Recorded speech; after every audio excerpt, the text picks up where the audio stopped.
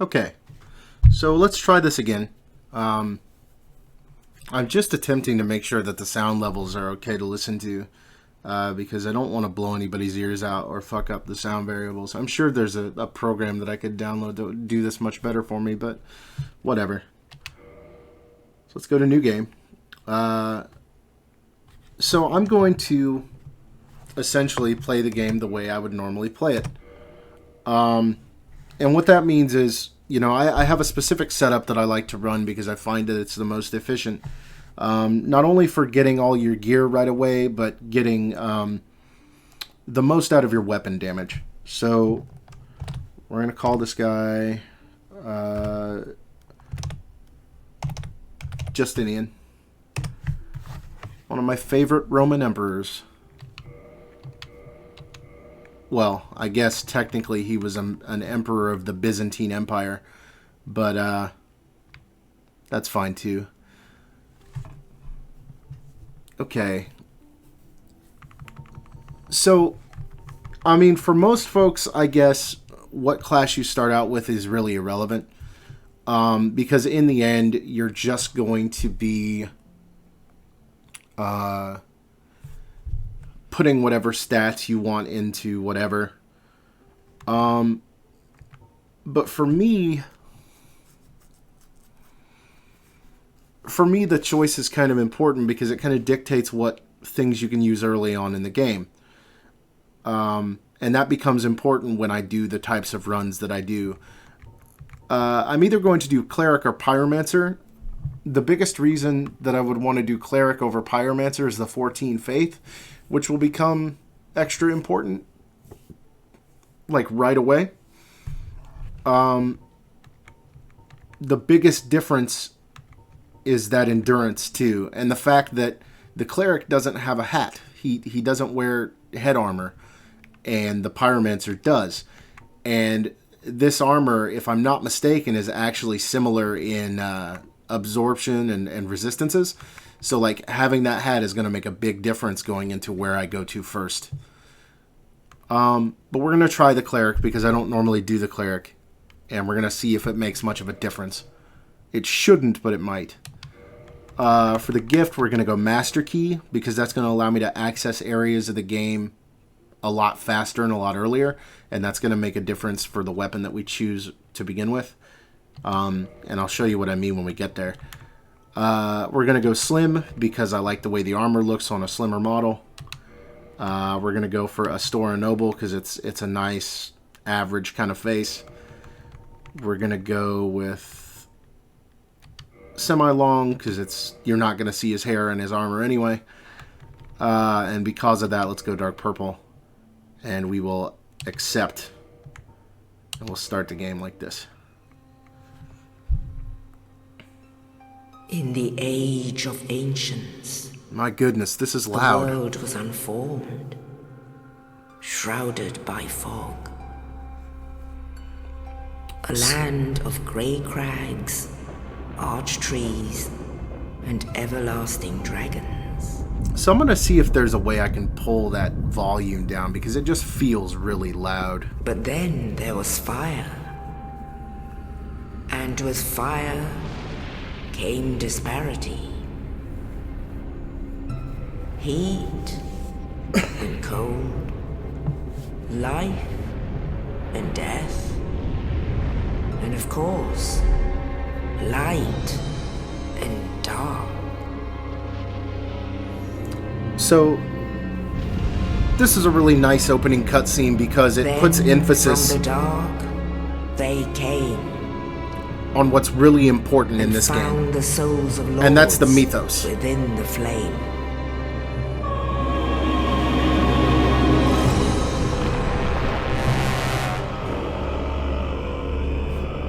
Nito, the first of the dead.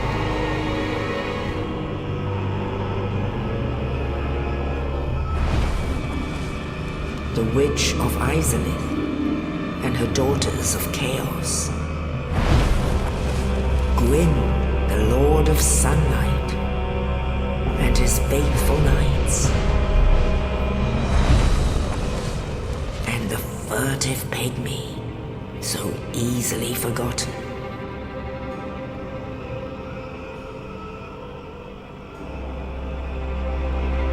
With the strength of lords, they challenged the dragons. Gwyn's mighty gods peeled apart their stone skills. Witches weaved great firestorms. Nito unleashed a miasma of death and disease. And Seath the Scaleless betrayed his own, and the dragons were no more.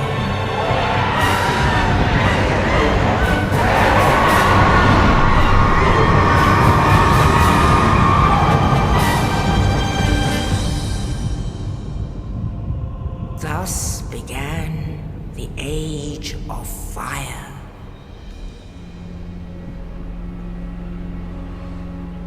But soon the flames will fade, and only dark will remain.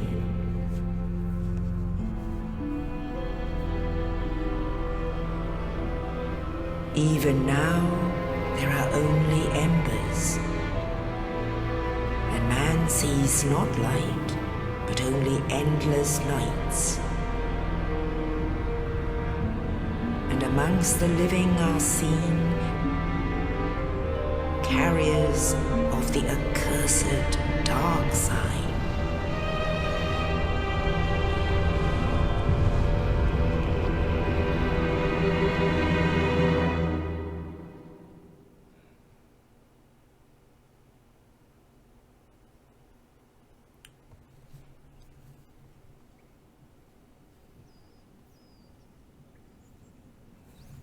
And so now you have the mythos, Yes, indeed. you have The dark sign brands the undead. the backdrop through which your character will progress through the world. The undead are corralled and led to the north.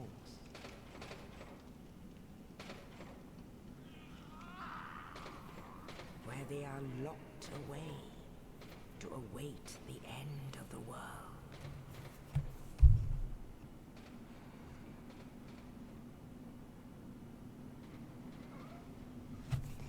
This is your fate.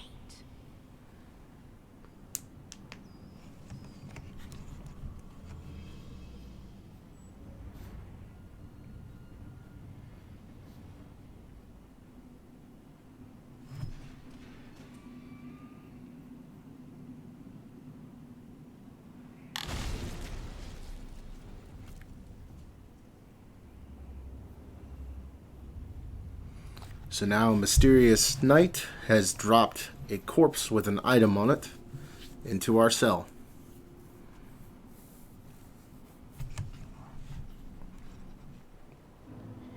And this is your setup. You are an accursed undead, and we have been put in this place to await the end of the world. And that corpse that man dropped on us had our key. And you stop here. This tells you all the controls that you'll need. Right bumper to attack.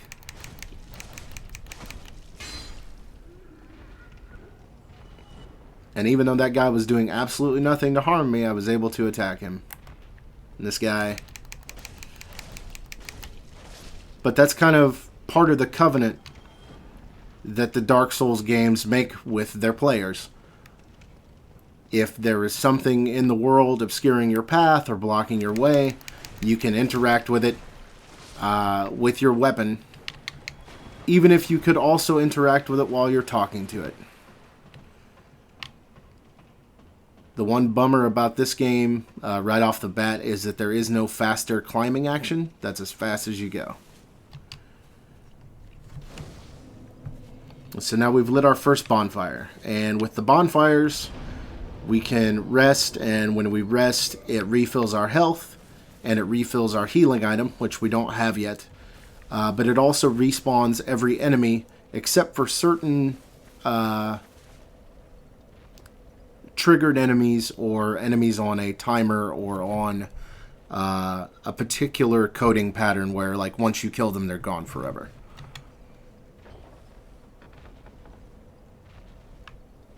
So then we get this shot. And even before we step in here, let's take a look. Because one of the key components about Dark Souls is looking before you leap. And we can see that big bastard up there, and he's going to drop down and try to cause us a bunch of problems. But that's why those torches are there. Those torches are a visual design choice intended to get your attention on that doorway. Because although we could stand here and fight this guy when he drops down, there's no telling that that's actually going to work out. So this is what we're going to do. We're going to run through. I think that message on the ground there actually says to run. And we're just going to run right by him. We're going to light another bonfire and get another save point. I say save point, but the game actually auto-saves after you kill or loot anything. So what I mean by that is if we were to die right now, we would automatically come back to that bonfire. So they want us to grab our shield. We can safely assume that's probably this item here.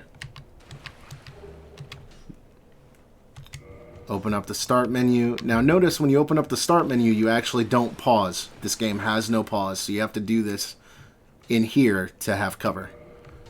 So we go to our shield, east-west shield, and we're equipped. I'm not used to this controller right now because of PlayStation, and so that's our first weapon. We could chase that guy down if we want, but he's not going to be able to do much to hurt us since we have our shield. Yeah, I really need to hold this a little differently because I'm for some reason I'm having trouble. Goodness, that's kind of concerning that I'm having so much trouble holding a. Oh, that's why I'm having trouble. My hand keeps bumping my mouse, and the PC controls are that the mouse moves the camera. So we're gonna get that out of the way, and we're gonna do this. Okay, that's why that felt so weird.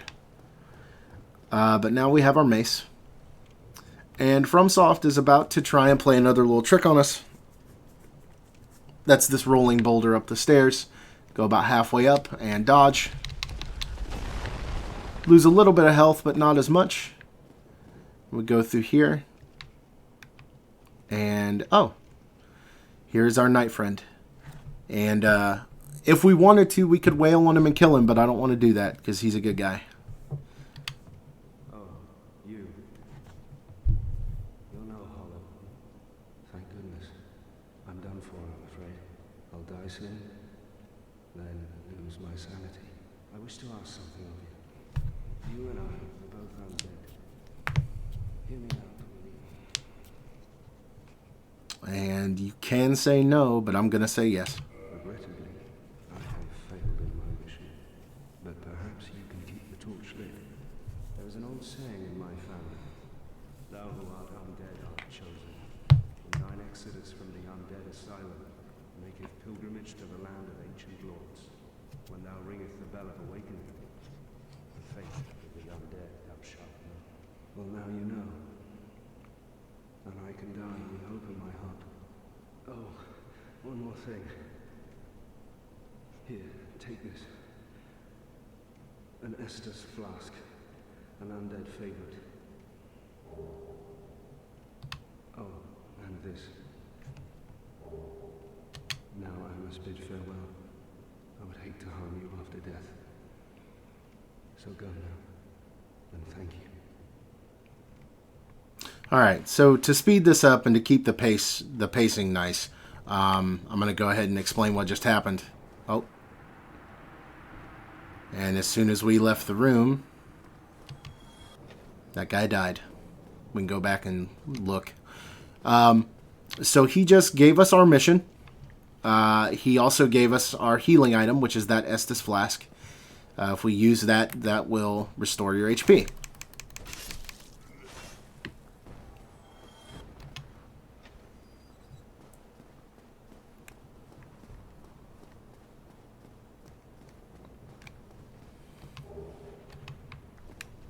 Alright, we just got a canvas talisman. I'll check that as soon as we kill these enemies here. Ah, this is... swinging this mace is lame. I'm not a fan of the mace.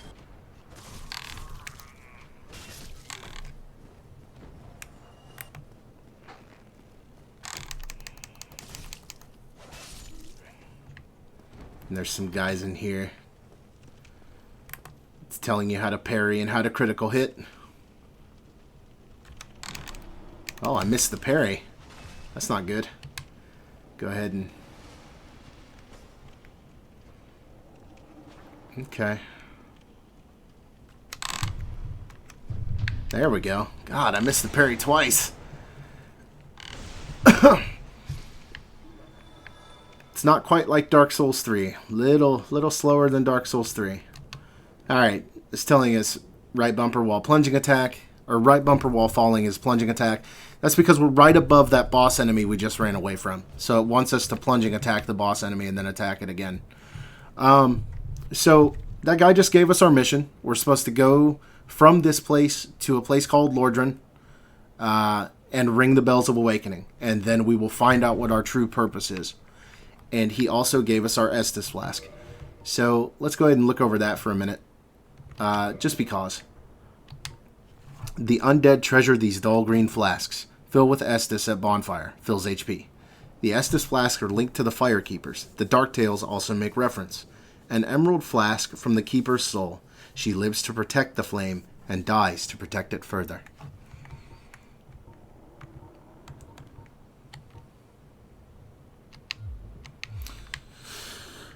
So that was a big information dump for the beginning of this game, but that's fine. I won't focus too heavily on the lore, because I know lots of people just like to watch me play these things or whatever. I'm going to be sharing this mostly on Facebook, so I'm not going to worry too much about the lore. If anybody who happens to watch this wants a lore through, I suppose I can do one. Just, I guess, let me know in the comments after I post this. But yeah, we're fighting this big bastard. God, this is a little more difficult without some pyromancy. Like I said, I normally start as a pyromancer because it's one of the more efficient ways to start. And God, that big swing, man. That's cool, though. We're about to get a weapon that should be a lot better. So we just beat the tutorial boss. Yay. So we walk outside and we're getting this vista. This is kind of... That message on the ground back there tells you to go forward. So it leads you directly this way. But also, this little thing over here, because we may come back to this later. I don't remember if I use it or not. This nest, if you stand in it, this happens. Is she there? Oh, she's not there. Okay. I guess it doesn't happen until you come back later. But there's a crow person. You won't be able to see them, but they'll talk to you. And you can trade them items for other items. And I'll have a handy-dandy list ready so that we don't have to dick with it. And so now we get to the land of Lords. The ancient legends, it is stated that one day an undead shall be chosen.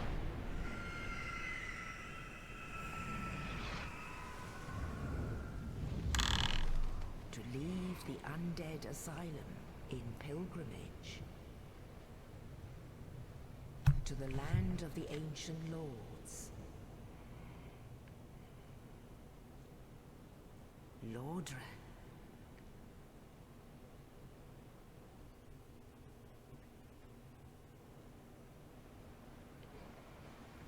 I hope I do right by this game, and I hope everybody enjoys watching me play this. Like I said, if you want me to do a little more lore diving while I'm playing, or if you'd like the episodes to be a little longer, so that I can accomplish that, just let me know. Because I think I'll go ahead and keep this unless it just goes completely disastrously, or if it just doesn't sound very good in post. I don't have any super fancy editing software yet, so we're just going to do this as raw playthrough. So we're here now in Lordran, and we can level up and kindle at the bonfires. And I think we'll end on leveling up. There's an item over there. There's this guy we can talk to. But I think we're going to end on leveling up. So the way that I like to play this game is with the Great Scythe. And in order to wield the Great Scythe, I'm going to need 14 Strength and 14 Dexterity. And then after I have that, I can focus on leveling up my Dexterity and my other important stats, because the Scythe itself is a Dex weapon. So we sit down here, and we level up. Looks like we can level up 3 times. I want at least 10 Dexterity right now, because the weapon that I'm going to use before I have the Scythe requires 10 Strength, 10 Dex, and 14 Faith. But we're going to go ahead and push it to 11, because we have the souls to do so.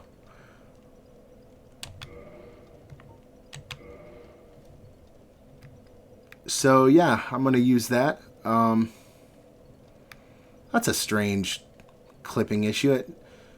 That must be from the texture mod that I'm using that makes the frame rate much smoother. That has to be what that is. You see that line down the center next to the poise stat and stuff? That's not supposed to be there. That's fine though. It's just a minor bug. I imagine it's created by the fix that I had to download to make sure that this frames right correctly. Whatever. So yeah. Now that we're leveled up and we're good to go, I think it's okay to call an end to this one. All right. I'll see you guys next time.